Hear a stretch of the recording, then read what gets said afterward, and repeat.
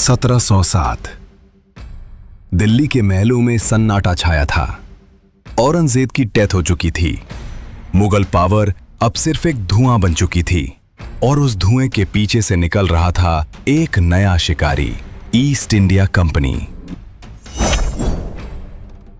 1600 में इंग्लैंड की queen Elizabeth first ने एक पेपर पर साइन किया। लिखा था, सिर्फ ईस्ट इंडिया कंपनी ही ईस्ट के देशों से ट्रेड कर सकती है।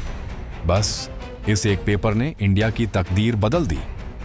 अंग्रेज आए थे कपड़े और मसाले खरीदने, लेकिन उनकी आंखों में मार्केट से ज्यादा सुल्तनत का सपना था।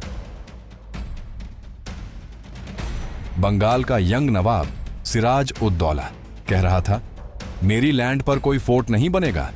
लेकिन कंपनी ने फोर्ट भी बनाया, चोरी भी की और टैक्स भी नहीं दिया। सिराज ने कैलकटा पर चढ़ाई कर दी, पर उसे क्या पता था कि उसके ही कैंप में था एक बिट्रेयर, मीर जाफर।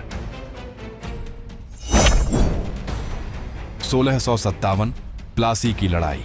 सिराज की सेना रेडी थी, लेकिन मीर जाफर ने आंख फेर ली। रॉबर्ट क्लाइव मुस्कुराते हुए बोला, जंग तो पहले ही जीत ली गई है।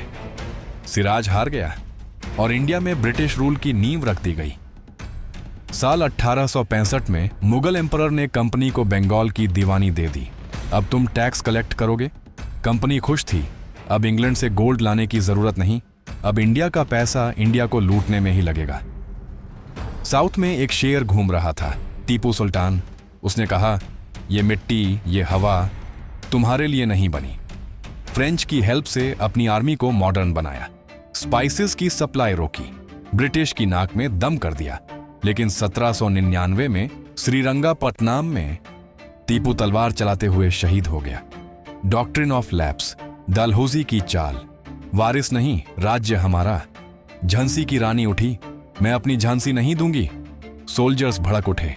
1857 का गणदर शुरू हो गया। पहली आजादी की आग में रानी, सोल्जर्स और आम जनता सब कूद पड़े। जब अंग्रेज आए थे, उन्होंने कहा था, हम व्यापारी हैं, लेकिन उनका ट्रेड था फ्रॉड, लूट और पॉलिटिक्स। एक ट्रेडिंग कंपनी रूल करने लगी और इंडिया अपने ही देश में गुलाम बन गया।